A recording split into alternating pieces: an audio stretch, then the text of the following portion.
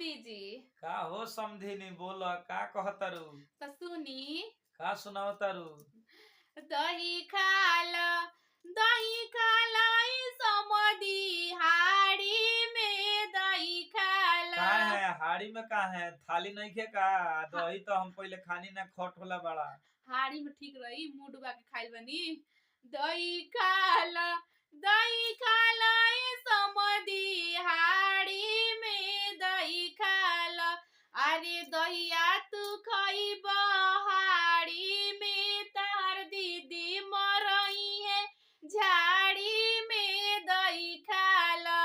समझ में आइल ये सुनो कहत हमनी के हाड़ी में ना खानी जा हमनी के तो थरिया में खानी जा। अच्छा हाड़ी में तो सार साले नु खा ले। रौरा खानी।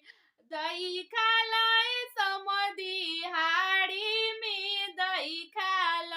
दही खाल ई समधी गुड़वा से दही खाल। समझनी। अरे गुड़वा से तो तार भाई खा ले हमनी के चीनी से खानी हमनी जा। घरे चीनी से खा लो रौरा घरे गुड़ से खानी लो।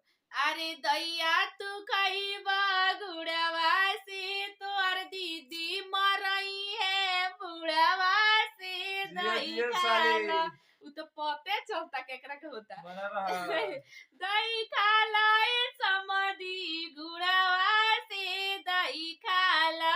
दही खाल ई समधी चमच से दही खाल। देखो चम्मच से हमनी के ना खाने जा हमनी के हाथे खानी जा चम्मच से खा ले सार साले। हमनी घरे हाथे खा लो रोरा के देखले चम्मच से और दीदी देखी का करतरी कौन कौन कारनामा आ सुनी देखो हम जन जवाब देते हैं तो ने उल्टा जवाब अच्छा। तू देता रही जवाब सही नहीं है। दही खाला ई समधी चमच से दही खा लो खाला। सब खा लो।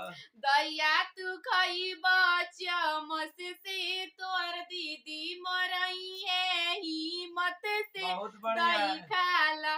दही खाला ई समधी चमच से दही खाला। दही खा लो ये सरऊ चम्मच से दही खा लो। अच्छा हर दीदी जो तो वही है हिम्मत से वो दही तो पता खा चलता लो। क्या दीदी खा लो का मर्दी हतना नहीं हो रहा मैं तो मानत नहीं का है।